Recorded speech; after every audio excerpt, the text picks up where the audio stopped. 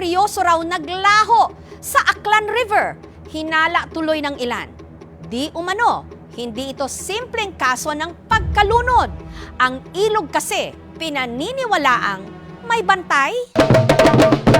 Nitong nakaraang buwan pa ang fiesta sa Aklan. Ngunit meron pa rin silang pabanda sa tabing ilog. Pero hindi raw sila tumutugtog para magsaya. Panawagan kasi nila ito sa kanilang kabanda na ilang araw nang nawawala matapos daw malunod sa ilog. Maria, isang Diyos, ikampo mo kami ng makasala. Ngunit may ilang naniniwala na ang binata hindi lang basta nalunod. Di umano may kumuha sa kanya. May kaharian sila dyan sa loob. Naniningil sila pag may nag-iingay at saka hindi kilala kasi yung bata, hindi taga rito. At ang nangunguha raw sa ilog na videohan pa? Meron ba kayong nakikita? Ito ang ilang linggo ng laman ng balita sa isla ng Panay. Pagpusin mo dito, search mo area na to. Tungkol sa maaksyon Okay, safety first, guys. at dibdibang paghahanap sa nawawalang binata sa probinsya ng Aklan.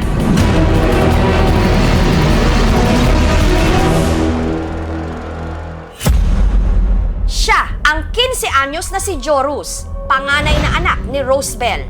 January 29 nung nagpaalam daw si Jorus sa kanyang ina. Bukas may dula-dulaan kami doon sa pulo, sabi niya. Pinagsabihan ko pa, sabi ko sa kanila, baka kung saan kayo pupunta, lumingon lang siya sa akin, tsaka ngumiti. Pagpatak ng alas 2 ng hapon, May na-receive na lang na text na may nalunod nga mula doon sa area ng pulo.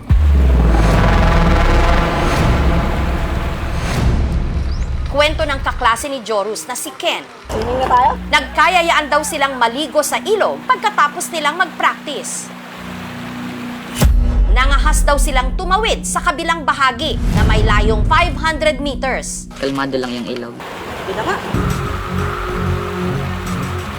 Dun sa part ng linaw, di kami tumawid kasi alam namin na malalim. At dito kami dumaan sa may baba. Pero bumuhos ang ulan, kaya nagdesisyon silang bumalik. Yung pagtawid namin by 2, si Joros nakasakay na sa likod ni Ains. Napulikat si Ains.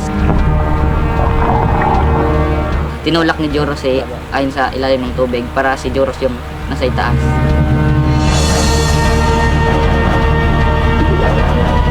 Tapos si Ains, marunong kasi siya lumangoy. Bumalik siya ulit sa kabila. Dinala mo ng agos. Napunta siya sa may linaw. Linangoy ulit ni Drian kung siya sa mismo nawala. Hindi na nakita. Yung team po natin immediately conduct search and rescue operation. Naging challenge lang talaga is yung deep water level doon sa site na sa around 15 to 19 feet. Ang 24 kilometers na Aklan River ang pinakamahabang ilog sa probinsya ng Aklan. Yung Aklan River po natin is one of the violent river here in Panay. Dahil sa lawak at laki nito, hirap silang matukoy kung saan napunta o inagos si Jorus. Kaya nagbayanihan ang lahat sa paghahanap. Ito yung mga grupo ng divers, yung mga taga Region 6 na mga taga Philippine Coast Guard. May mga bahagi pa ng ilog na hinukay ng backhoe.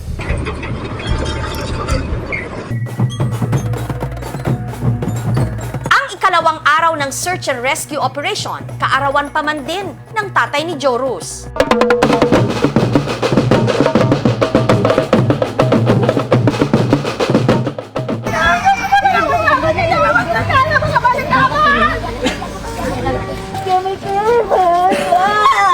Birthday ni Papa, hubak ka na! Birthday ko lang ito kay Papa mo! Yan si Tita! Palangga ka ni Tita! Ako kami iyan! Iso Cristo, Hari sa Kaluray. May ilang mga residente na naniniwala na kaya hindi pa rin nakikita ang katawan ni Jorus sa ilog dahil meron ritong kumuha. Sa bahagi kasi ng ilog kung saan nawala raw si Jorus, di umano may nakatirang kakatwang nilalang. May nakatira dyan na sirena. Sa loob niyan parang may kaharian. Katunayan, hindi raw si Jorus ang una nitong biktima.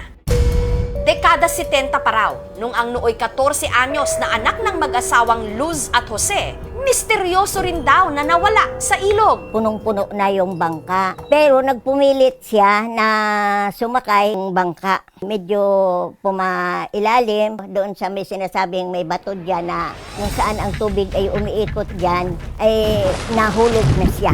Siya lang mag-isa ang namatay doon. Ang makapagpapatunay raw na hindi kwentong bayan ang pinaniniwalaan nilang bantay ng ilog, ang lolo ni Ivan na di umano personal pang nakainkwentro ang nilalang. Nakita niya yung sirena umuupo sa bato. Nakipagkaibigan siya sa sirena na yon. Di umano, dinala pang araw nito ang kanyang lolo sa kaharian nila sa ilalim ng ilog. Pag sumisid sa ilalim, binubuksan siya doon, tapos naghingi siya ng isda doon. Mabait naman daw.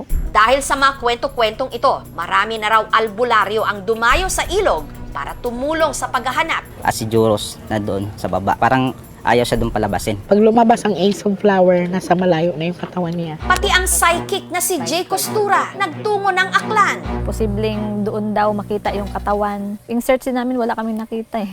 Nitong Biyernes, sa muli nilang pagtangkang masisid ang pusod ng ilog, mahanap na kaya nila ang nawawalang si Jorus.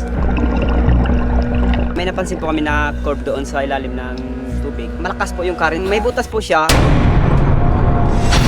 At may lumutang ding video na nakuhanan daw ang sinasabing kakatwang nilalang. Titigang mabuti. Ano ito? Parang babae na mahaba ang buhok.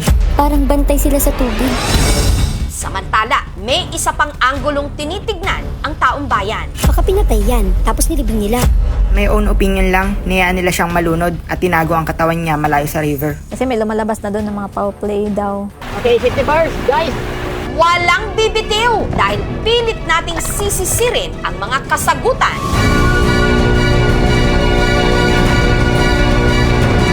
Sa aming pagbabalik.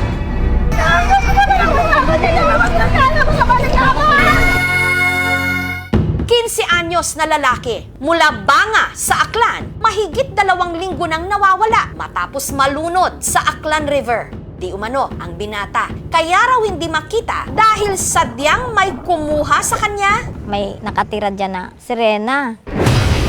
Isang video rin ang nag-viral.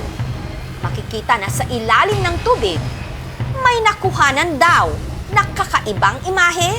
Parang babae na mahaba ang buhok. Anyong tao? Diwata ba o ano? Parang bantay sila sa tubig. Diyan ko nakuha yung video na nakitaan ng image na parang tao. Ang video, kuha ng vlogger na si James. Pinalibutan talaga ako. Marami ditong mga albularyo. Nakita ko, isa lang yung sagot nila. Kataw daw or sirena. Pero ayon sa mga residente na nakatira malapit sa ilog, pati na ang mga diver na sumisid nung search and rescue operation, bato lang daw ito na lumulutang kapag mababaw ang tubig. Nasisid na rin po ng mga volunteer divers at saka yung PDRRMO. Yung area po na yun, sa ibabaw kasi merong medyo bundok na site. Yun po ay nagre-reflect doon sa tubig. That's why pag pinang-combine mo po yun lahat, parang makikita mo talaga yung hugis mala sirena. Lahat ng mga bagay na hindi kayang sagutin ng nakikita natin, pinapaniwalaan natin na mystery. So, humahanap tayo ng mga sagot pero hindi siya visible sa senses. Kaya, ang iniisip natin, ito ay supernatural. Yung victim is hindi talaga siya marunong lumangoy. Pigilan namin si Joros na wag nang sumama. Pinilit na sumama sa amin. Nitong Biyernes, nagsagawa ng underwater search ang mga volunteer diver. Okay, 50 bars, guys!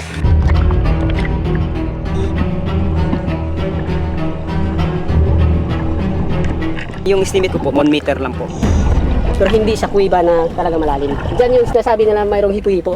Kaya gumaganyan yung tubig doon, papunta doon. Pero isa lang yung direksyon ng current. Nalinis natin yung area, pero wala tayong nakita na katawan ng ni Joros. Probably, mayroong mga structure na umipit sa kanya, yung katawan niya nabaon sa buhangin. Kung hindi talaga siya lulutang, might be na flush out na siya doon sa dagat. Kasi yan ang Aklan River, ma'am, diretsyon ng tubig niyan papuntang Sibuyan. Samantala, ang taong bayan may tinitignan din na bagong anggulo sa pagkawala ni Jorus. Baka pinatay yan, tapos nilibing nila.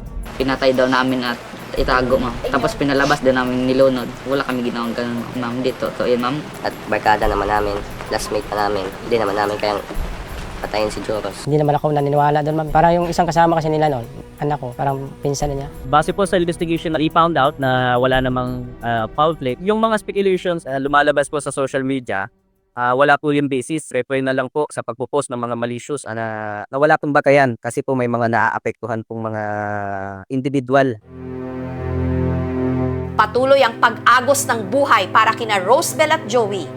Pero sa pagdaan ng mga araw na hindi pa nila nakikita si Joros, palalim din ng palalim ang kanilang pangungulila.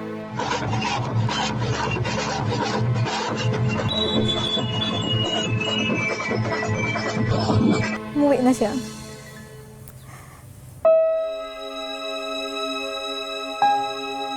Yun na lang yung pinagdadasal na makauwi lang siya dito sa amin. Kahit sabihin ko bangkay na siya o ano, tatanggapin pa rin namin siya.